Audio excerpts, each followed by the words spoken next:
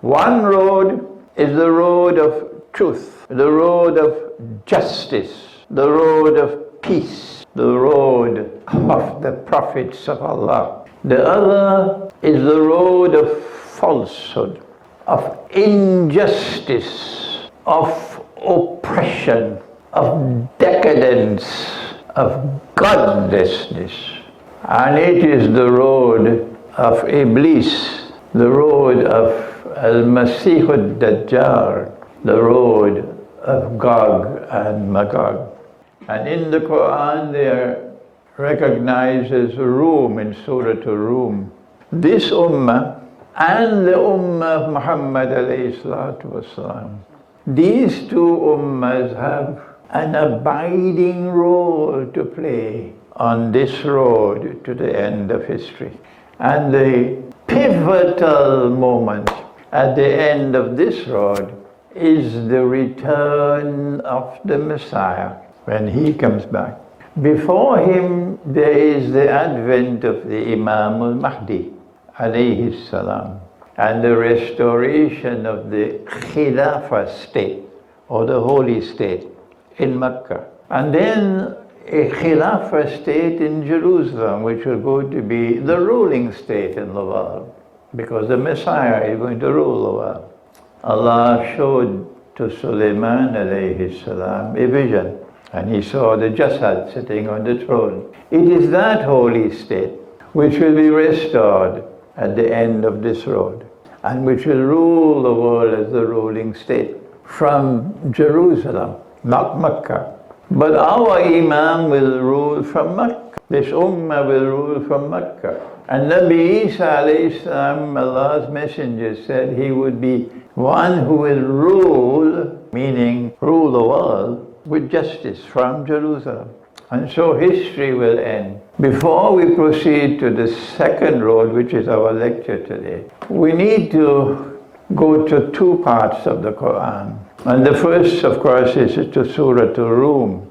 And there's a whole surah of the Quran named after Rum. And at no time is there even a hint that Rome is a city in Italy called Rome. Not even a hint. And yet, how do we explain this universal brainwashing that Rome is Rome? No, Rome is not Rome. Rome is Constantinople. When Allah says Rome has been defeated, it was not Italy that was defeated. It was Constantinople. Rome was defeated in a land close by, close to Arabia. It was not Italy, it was Constantinople, Rome. And it was the Persian Empire that defeated the Holy Byzantine Empire. It was Constantinople. But despite their defeat, within a few years, fi bid'i sinin, they will be victorious. And this divine prophecy was fulfilled in the lifetime of the Prophet. Allah's blessings be upon him. And it is as plain as daylight that the Quran is referring to two victories of Rome. One which occurred in the lifetime of the Prophet ﷺ, and another which has not as yet occurred. How do we explain that all our scholars declare the second victory was not the victory of Rome? It is the conquest of Mecca. I'm not impressed by this. That Rome is victorious because Allah helped Rome. So what kind of Christians were they in the lifetime of the Prophet ﷺ, who Allah helped and they were victorious? Were they a people who believed in the Trinity? Were they a people who worshipped Jesus as the Son of God and the second person in the Trinity?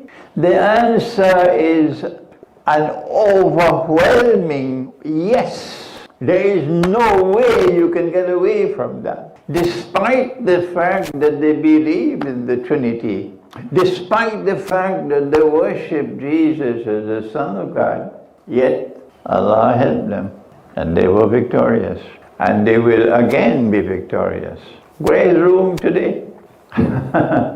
After Constantinople was conquered by the Ottoman Empire, Rome moved to Moscow, and Ukraine is connected with Moscow. So Rome is a part of our topics today. And there is a second victory for Rome, which the Quran has made mention of. When will that victory come? My Islamic eschatology tells me the only significant military event remaining to occur in the world, which will change history, is the Great War. Nothing else can compare with that.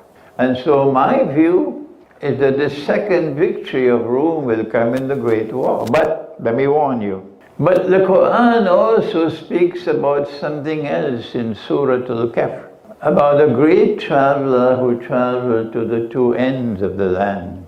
And the Quran referred to him as Zulqarnain. And we say that Qarn in the Quran is not a horn, not a horn. Qarn in the Quran is a generation, a people, an epoch. He's someone who possesses power.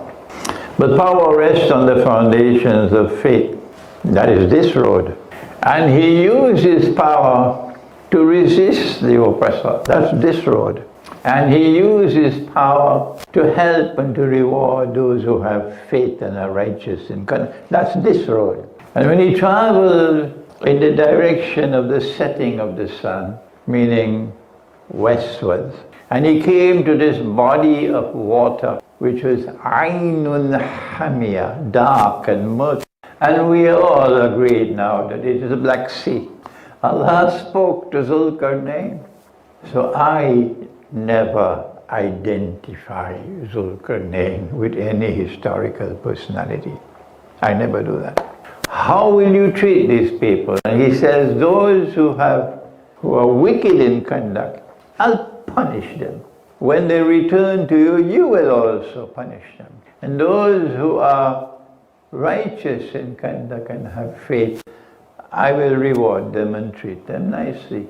And then he traveled in the direction of the rising of the sun. And then he traveled in the third direction, which led to Gog and Magog. In between, there is the range of mountains called the Caucasus Mountains. And so Gog and Magog were located north of the Caucasus Mountains. But the Quran spoke of Qarnain. He built a barrier of blocks of iron and then coated it with molten copper. And then Gog and Magog were contained. They could not penetrate and they could not scale the barrier. So when the barrier is brought down, Gog and Magog will be released. And when Gog and Magog are released, this is the second road to the end of history.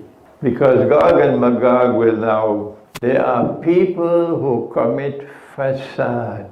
And Gog and Magog will then expand all over the world, take control of power all over the world. And it will happen only once in history. A modern Western civilization with power, none could resist. That Gog and Magog are those who possess and control power in the modern West. Because Allah's Messenger said that Gog and Magog will all be destroyed in Jerusalem. We know it is Jerusalem.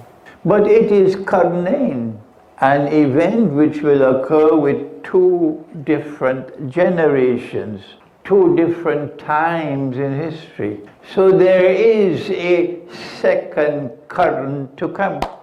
How will we know? What are the footprints of the second Qarn?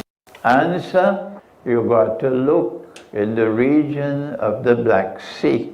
And when you see power rising in the region of the Black Sea, and that power is resting on foundations which are truth, godly, and that power is used to resist the oppressor, and seek to liberate the oppressed.